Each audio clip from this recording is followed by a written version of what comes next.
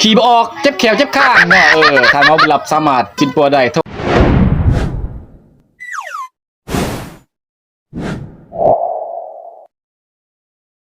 เฮ้ยน้องมื้อนี้เนาะสวัสดีพี่น้องบ้านเฮาเนาะมื้อนี้กินแบบไฟมื้อนี้ก็กินแบบไฟเนาะมาเอาไฟเนาะของไฟสตูดิโอ โน่นน่ะบุญรับแน่เนาะแล้วก็มีไป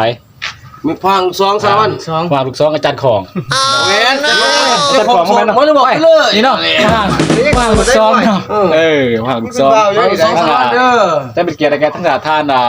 บุญยากเนาะมีทานบุญรับนำมาอยู่ท่านหมอยาเนาะ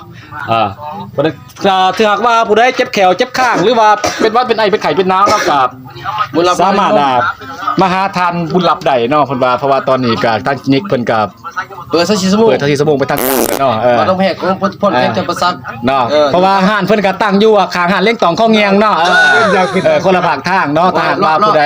เราถ่าสีไทยทำไปเราทำคลิปใหม่อย่าลืมติดเด้อแม่นติดตามได้ของไมไฟสตูดิโอ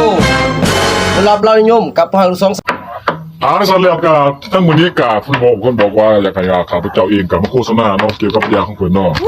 ว่ายานี่ก็น้ำมักผ่าทะเลโจรเป็นน้ำมักผ่าทะเลโจรซึ่งร้านใกล้แต่หาแม่นเนาะกินแล้วตับไข่ตับใหญ่ตัวนี้เป็นยาพวกอาจจะว่าหากว่าย าขาเขาคอยขี้เกื้อนขาเขาขาเตี้ยขาลังเกตัวนี้ก็เป็นบ้านทำดื่มสะอาดเพิ่นมาเนาะจากคลินิกทานบุญรับกาของเขานี่เรียกว่ากาของเขาเนาะแต่ว่าเพิ่นยืนกระตุกเข้ามาใส่เนาะเวลาน้ำเพราะว่าน้ำนี่ก็เพิ่นน้ำนี่เพิ่น